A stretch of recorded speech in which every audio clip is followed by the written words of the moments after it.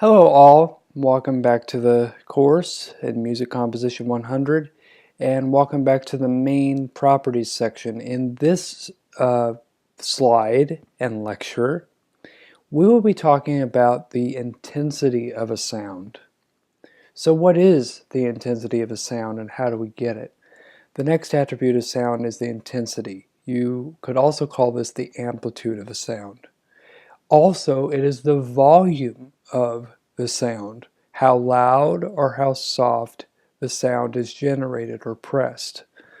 The intensity of the sound is the amount of volume that is applied to a pitch or the strength or weakness of a particular pitch. You can also refer to the intensity of a pitch or sound as a dynamic, which we will later see later on in this course.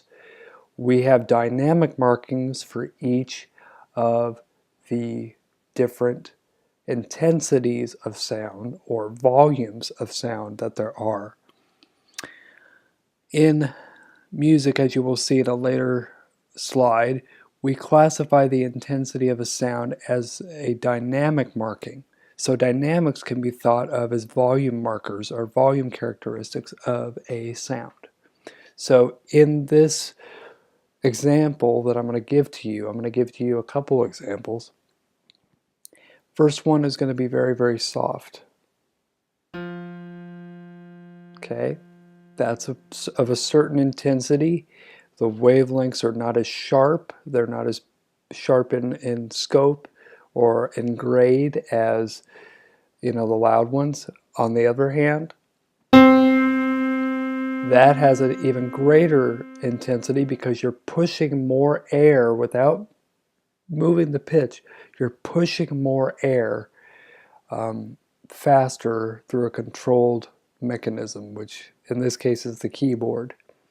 But in singing, if you want to go louder, it's called projection.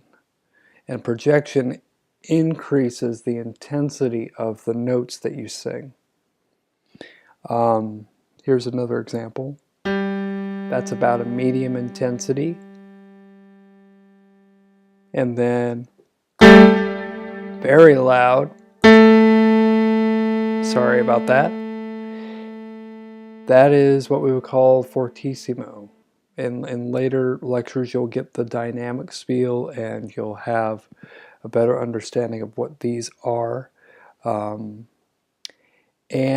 the dynamics spectrum can go anywhere from pianissimo to fortissimo, which is about 3 fortes in a row, back to back.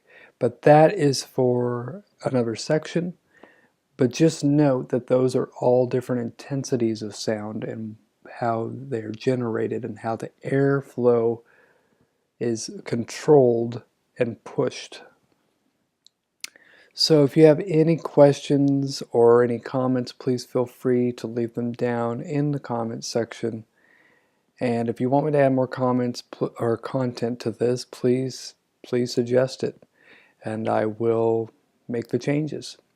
On to the next lecture about the properties of sound, and that's the duration of the sound.